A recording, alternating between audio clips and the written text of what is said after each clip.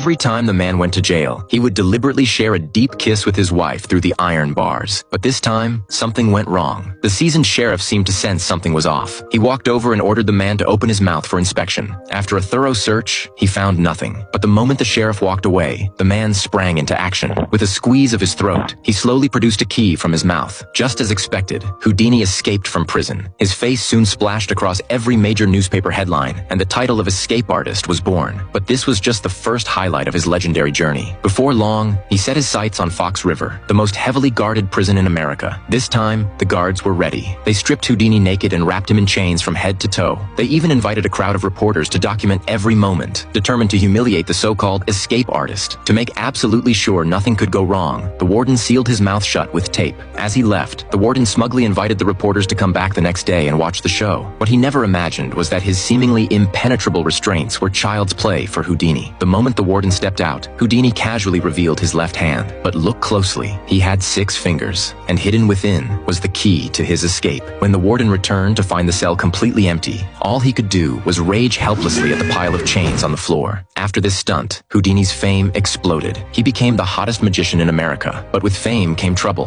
He knew that to keep his audience hooked, he had to keep pushing the limits. So when his assistant first showed him the water torture cell, Houdini was instantly obsessed with the unfinished contraption. Ignoring the desperate pleas of his wife and assistant, he had himself strapped upside down into the device. As his body slowly descended into the water, his wife's face grew tense. After all, no one had ever attempted anything like this before. Sure enough, it wasn't long before Houdini felt something was wrong. He signaled for his assistant to pull him out, but at that very moment, the equipment malfunctioned. His cuffed feet wouldn't release, and the chains wouldn't budge. Watching Houdini thrash desperately in the water, the assistant grabbed an axe and swung at the glass with all his strength. Luckily, the glass wasn't that strong. A few strikes, and it shattered.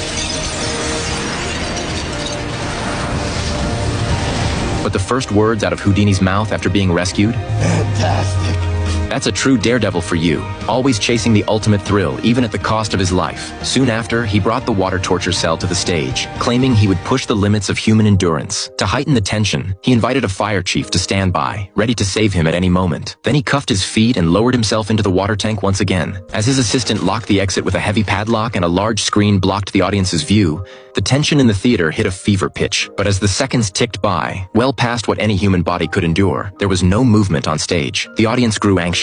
By the 3-minute mark, they couldn't take it anymore. Doubts rippled through the crowd. Under pressure, the assistant finally called for the fire chief. But just as the chief raised his axe to break the glass, the tank was empty. Houdini appeared.